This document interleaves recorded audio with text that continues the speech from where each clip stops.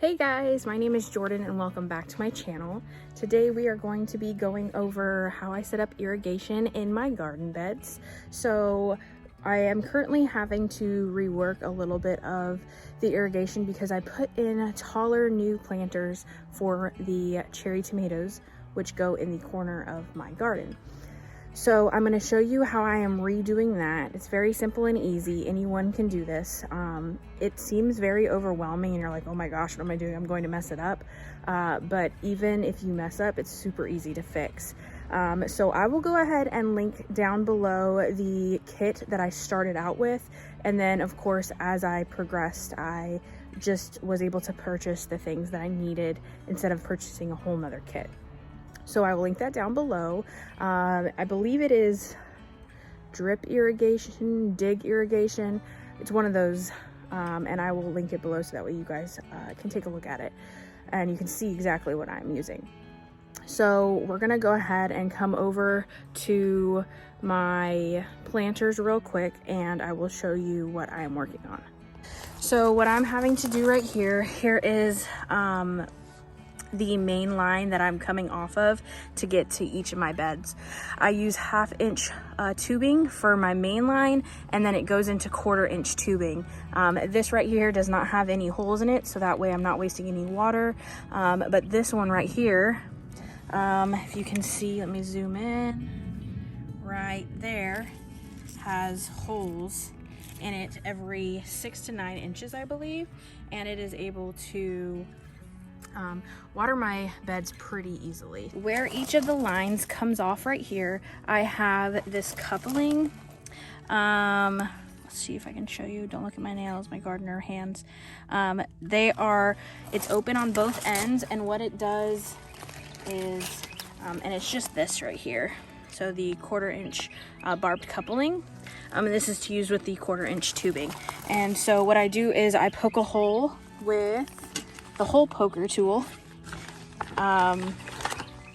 Looks like this, and all you do is you use this end and it pokes a hole in the main line. So I poked a hole in there, dropped in the 1/4 inch coupling that I was talking about, and then measured and cut how high up I wanted this tubing to go.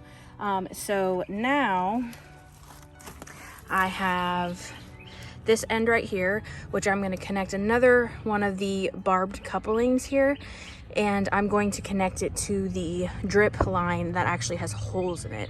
So that's what we're going to do next. This one already has the coupling on there that allows the flow of the water, and then on the end, this is a goof plug. It'll stop the water from coming out. So all I'm going to do is I'm going to hook this end to that end, and all you do is you push and wiggle. It helps when the irrigation tubing is warm. And then what I will do is I will kind of twist it to fit how I want it to sit in here. So that way when I put my tomatoes in here, I'm not only watering the tomatoes, I'm also watering the basil.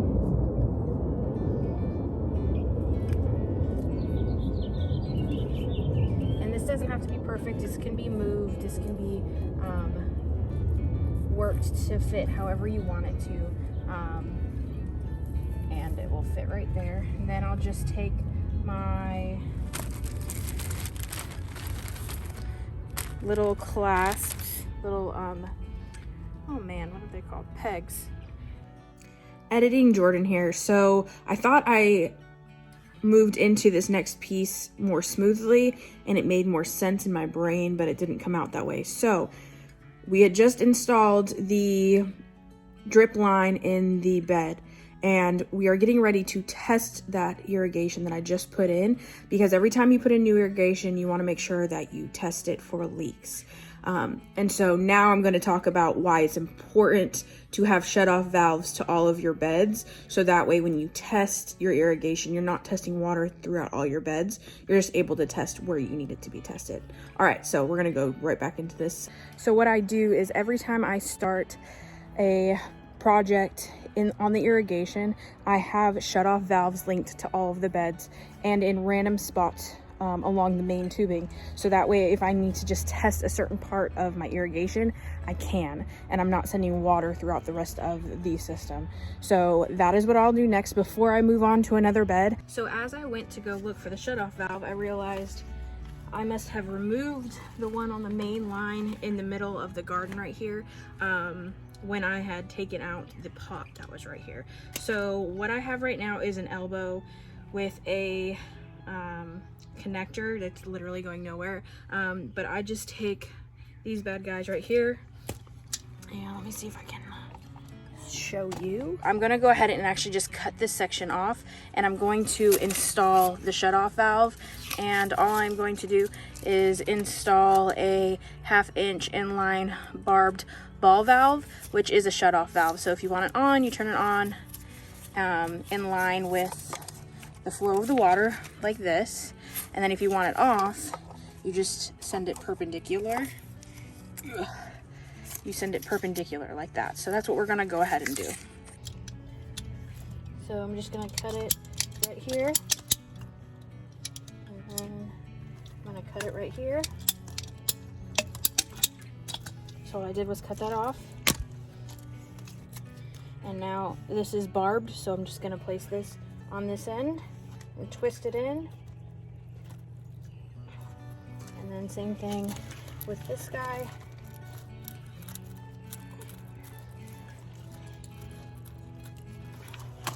And twist it in. So now I have a shutoff valve for these 2 beds from the rest of all the other beds. And my amazing husband has set up a quick connect on the edge of my hose. So I'll flip you around and show you what that looks like. So this is the quick connect. It's super easy. All I have to do is push it in. You hear that click. I'm going to go ahead and turn the water on right here. You're gonna hear some bubbling and some sounds, and that's okay. That is just the water line pressurizing. And then what we're gonna do is come over here and look for any leaks down this line. Okay, everything looks good there, no leaks. Then I'm gonna come up over the top, make sure we are getting water out, which we are. So that's good. So I'm gonna let this run for a minute. While that's running, I'm going to go ahead and just take a look at these other beds because I have it on, and you can see that it is dripping right there. So that's good. It's a good sign. So everything looks good here. I'm gonna let this run, and what you'll do is you'll be able to see where all the water drips and it's being absorbed. So that's that bed. Then I'm gonna come over here. This is also my first time turning it on for the season. It has been off since this winter. So everything's looking good. We got drip over here. We don't have any crazy leaks right now. Everything's looking good. Okay. Just take a look at right back here. Make sure we don't see any drips right there along the shutoff valve, which everything looks great. This guy right here is the mainline tubing. Okay, so this is the 1/2 inch mainline tubing that I use, and it has a connector installed, pressure valve up at the front, and then it is the main line goes around the entire perimeter, all right here, the entire perimeter of the garden and all the way on to the other side, and it ends in one of those valves that stops the water from coming out the other end. And then within each of the connectors to the beds, it's a T valve. It connects that end over there to this end of the tubing, and then it allows it to send water straight up the back of the bed. I put a shutoff valve in between the line going up the back of the bed, so that way if something's going wrong, there's a big old leak, I can actually shut it off to the bed, in each individual bed. So there's one on that back of that bed, one on the back of this bed. There's two over here.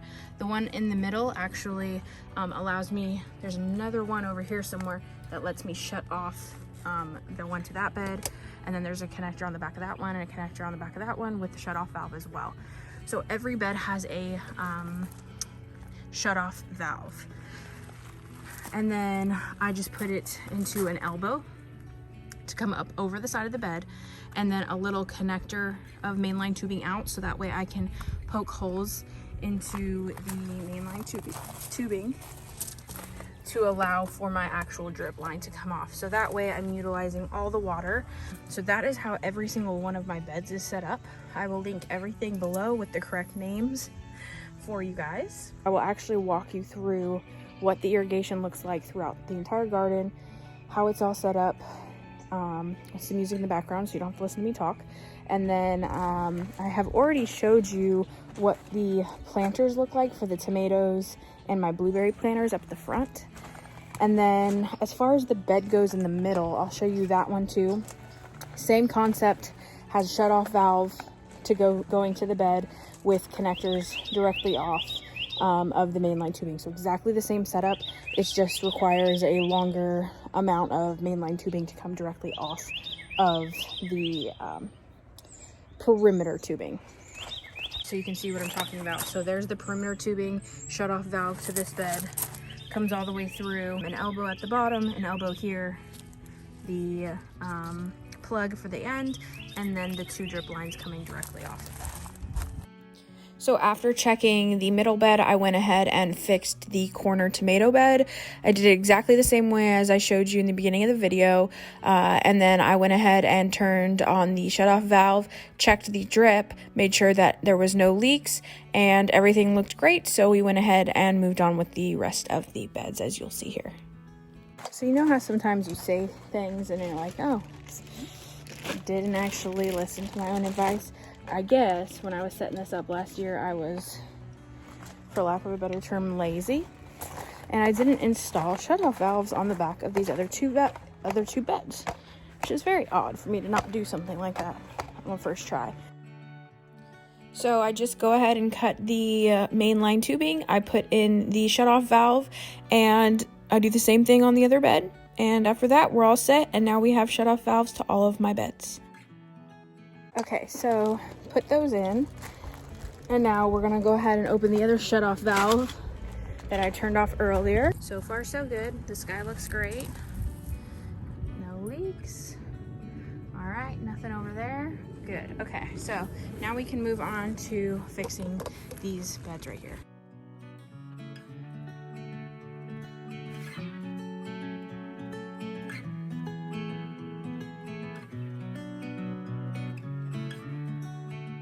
Okay, so now that that's done, I'll go ahead and turn on